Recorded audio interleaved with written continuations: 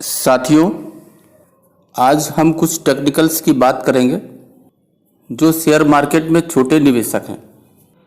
मैंने हमेशा इस बात को कहा है और इस पर जोर दिया है कि कंपनी के फंडामेंटल्स, इन पर अपना ध्यान केंद्रित रखें और पीक पर खरीदारी न करें। अपने पीक से जब थोड़ा ये गिरे तभी आप खरीदारी करें, क्योंकि बाज़ार में कैश डिलीवरी के साथ साथ फ्यूचर एंड ऑप्शंस यानी डेरिवेटिव पे जो सौदे होते हैं वो भी बाज़ार को प्रभावित करते हैं। इसलिए अपने बचाव के लिए यदि आप किसी भी शेयर का जो पीक हो उसका एक जोन बनाएं और उस स्पेकुलेटिव जोन पर खरीदारी ना करें। साथियों, ये सब कुछ करने के बाद यदि आप किसी भी कंपनी का ग्राफ देखें, इसको समझें, तो आपके निर्णय लेने में बड़ी आसानी होगी। इसके लिए आपको बहुत कुछ समझने की ज़रूरत नहीं है। आप इसके लिए जो प्राइस का चार्ट है उससे आप उस कंपनी के रेट का पाथ देख सकते हैं जो डिमांड एंड सप्लाई पर आधारित होता है। उस चार्ट का सपोर्ट और रेजिस्टेंस, सिंपल मूविंग एवरेज और कैश मार्केट की जो वॉल्यूम की डिलीवरी है वो आप देख सकते हैं। इस पर काफ़ी कुछ बातचीत हो चुकी है, लेकिन जो टेक्निकल्स हैं उस पर आज कुछ चर्चा करेंगे। साथियों, इन टेक्निकल्स को आप बहुत सामान्य तौर पे, साधारण तौर पे लें, बहुत बारीकी में इसमें न जाएं और इससे एक रिजल्ट निकालने की कोशिश करें जो लॉन्ग टर्म का हो। इसलिए चार्ट को भी कम से कम आप 6 महीने का चार्ट एक साथ देखें, पढ़ें और आगे का प्रेडिक्शन करें। साथियों, बारी बारी से हम आपको कुछ टेक्निकल्स बताएंगे। अनेक साइट हैं जहां से आप बड़े आराम से चार्ट देख सकते हैं। अगर उदाहरण लें तो chartinc.com एक ऐसी साइट है जहां आप चार्ट देख करके बहुत कुछ समझ सकते हैं। आपको बहुत कुछ कैलकुलेशन की ज़रूरत नहीं करनी होगी और आपको पिछले समय को ध्यान में रखते हुए, चार्ट को देखते हुए आगे के चार्ट का बड़े आसानी से प्रेडिक्शन कर सकते हैं। आप चार्ट को देखें, इसके सपोर्ट रेजिस्टेंस को देखें, इसके पाथ को देखें, इसके मूविंग एवरेज को ध्यान से देखें। रिजल्ट निकालना आपके लिए बहुत आसान होगा। साथियों, एक मूविंग एवरेज एक ट्रेंड फॉलोइंग है या इसको लैगिंग इंडिकेटर भी कह सकते हैं। ये जो पिछली जो प्राइसेस हैं वो चार्ट पर प्रोजेक्ट कर दी जाती है, औसत होता है। मूविंग एवरेज की जो लाइन चलती है वो एक दिशा की ओर चलती है और उसकी दिशा से आगे आने वाले दिशा का अनुमान लगाना सरल होता है। एक बढ़ती हुई मूविंग एवरेज ये दर्शाती है कि अप ट्रेंड है, अगर ऊपर जा रही है और प्राइसेस आमतौर पर बढ़ रहे हैं।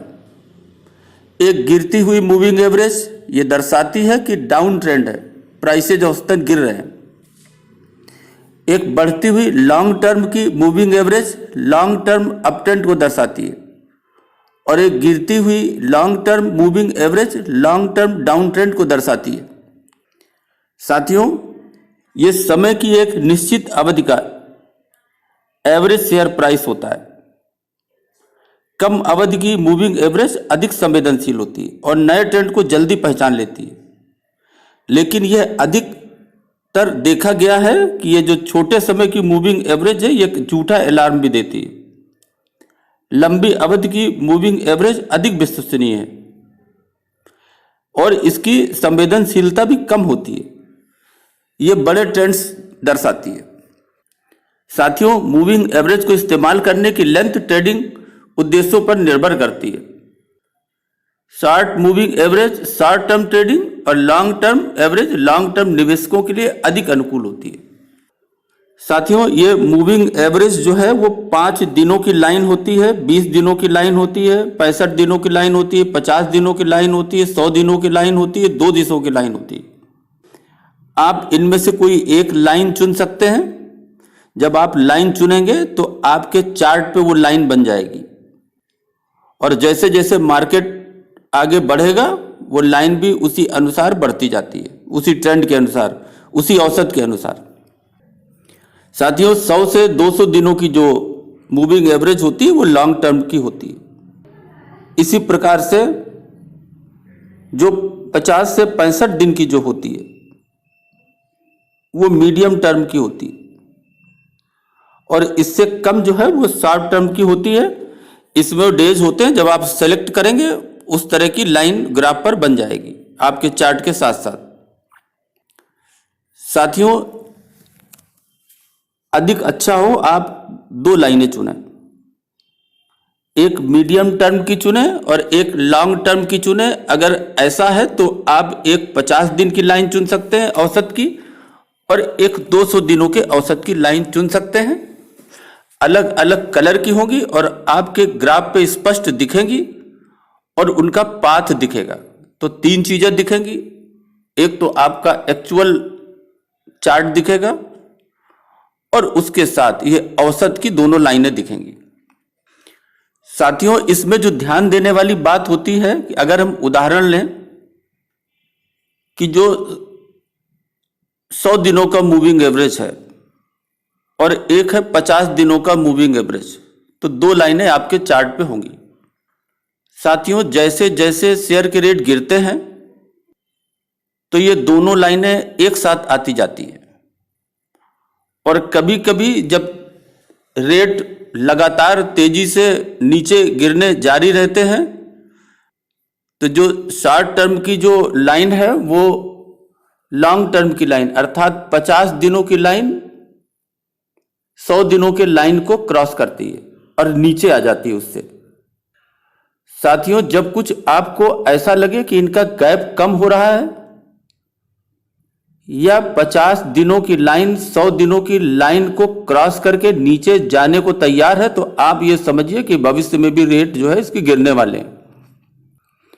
लेकिन साथियों, जब ये नीचे जा करके फिर से उस लाइन को काट करके ऊपर निकलने की ओर तैयार हो, तो आप ये समझ लीजिए कि इसके रेट लगातार अब ऊपर जाने की स्थिति में है। तो इन लाइनों के क्रॉसओवर से और जो वास्तविक रेट का ग्राफ है उसके आधार पर आप प्रेडिक्शन कर सकते हैं, आने वाले समय का अनुमान लगा सकते हैं। साथियों, जो एक्चुअल ग्राफ जो होता है उसमें आपको बहुत कुछ जानने की जरूरत नहीं है, बस आप इतना समझ लीजिए कि ग्राफ में जब कैंडल्स बनती हैं, आप कैंडल्स का ही अगर चार्ट देखें तो ज्यादा ठीक रहेगा। जब कैंडल्स बनती हैं और जब नीचे आती हैं और नीचे आने के बाद में कुछ समय चलने के बाद में उसी शेप में ऊपर चली जाती हैं, तो आप देखेंगे कि एक आधा राउंड ऐसा करके कुछ कुछ ग्राफ बनता है। इसका अर्थ यह है कि जब रेट नीचे आते हैं वहां पर सप्लाई अधिक होती है, डिमांड कम होती है, लेकिन जब सप्लाई और डिमांड बराबर होती है तो वो थोड़ा सा सीधा चलती है, और जब डिमांड बढ़ती है सप्लाई कम होती है तो रेट ज्यादा होते हैं और वो लाइन ऊपर चली जाती है। इसलिए अर्धवृत्त जैसा कुछ कुछ बनता है। साथियों, ये अर्धवृत्त जो बनता है इसका जो नीचे का जो तल होता है, अक्सर इसको जो है हम सपोर्ट प्राइस कहते हैं, कि जब फिर कभी रेट का इसी तरीके से ग्राफ आता है और इसके बराबर आने की कोशिश करता है तो ये अनुमान लगाते हैं कि ये फिर से वही स्थितियां पैदा होंगी और फिर से ये रेट ऊपर जाएगा। इसी प्रकार से जब उल्टा हो, ये तल वाला हिस्सा ऊपर हो अर्थात ग्राफ में रेट बढ़े, कैंडल ऊपर की तरफ जाए और जा करके स्थिर होकर के, और जब नीचे की तरफ आए तो जो इसका ऊपर का हिस्सा है उसको रेजिस्टेंस कहते हैं। इस तरह से सपोर्ट और रेजिस्टेंस आपको ग्राफ में बहुत से दिखेंगे। हम इस लेवल को पीछे से भी देख सकते हैं। और साथियों, होता यह है कि जब सपोर्ट लेवल से नीचे कैंडल बनने लगते हैं तो एक नया सपोर्ट पैदा होता है और जो सपोर्ट पहले था वो रेजिस्टेंस का काम करने लगता है। तो साथियों, इस प्रकार से आप कोशिश करें, चार्ट को देखें, उसकी गति को देखें, लाइनों के क्रॉसओवर को देखें, और जब आप कई बार देखेंगे तो आपको बहुत कुछ समझना नहीं पड़ेगा। ग्राफ जो बोलता है वो आप आसानी से पढ़ सकेंगे, समझ सकेंगे। और यदि आप फंडामेंटल देखने के बाद में ग्राफ देखने की प्रैक्टिस करते हैं तो आप ये तय जानिए कि आपको कुछ दिनों बाद अच्छा अनुभव हो जाएगा, क्योंकि आप प्राइस के मूवमेंट को देखेंगे, ग्राफ को देखेंगे, आपको सपोर्ट और रेजिस्टेंस की पहचान अपने आप हो जाएगी। आप उनका ट्रेंड लाइन अपने माइंड से समझिए, उनको देखिए, और जो आपने दो मूविंग एवरेज की लाइन जो सेलेक्ट की है उस लाइनों के मूवमेंट को देखिए, उनके क्रॉसओवर को देखिए, और ये सब कुछ देखने के बाद में आप आने वाले 1-2 महीने का अंदाज आप आसानी से लगा सकते हैं। लेकिन साथियों, आप कंपनी के फंडामेंटल्स पर चौकस नजर रखें और खास तौर से इस बात पर नजर रखें कि जो प्रमोटर्स की जो होल्डिंग है वो अगर तेजी के साथ प्रमोटर्स की होल्डिंग कम हो रही है क्वार्टर टू क्वार्टर, तो आप इस पर जरूर ध्यान बना के रखें और सतर्क रहें। यदि आप सतर्क रहेंगे, निडर रहेंगे, डर और लालच से दूर रहेंगे, फंडामेंटल्स को अच्छी तरह से पढ़ेंगे, समझेंगे, अपने अनुमानित आधार पर खरीदारी करेंगे, ग्राफ को जानने समझने की कोशिश करेंगे, प्राइस के सपोर्ट रेजिस्टेंस को जानने की कोशिश करेंगे।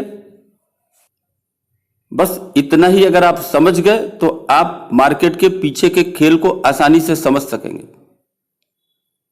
साथियों, इसको समझिए, सीखिए, प्रैक्टिस करिए। केवल इतना करने से आप अपने लाभ को, अपने ग्रोथ को कई गुना कर सकते हैं, बढ़ा सकते हैं और अपने आप को सुरक्षित रख सकते हैं। इस मार्केट में आपको सदैव सतर्क रहना है। अभी के लिए बस इतना ही। धन्यवाद।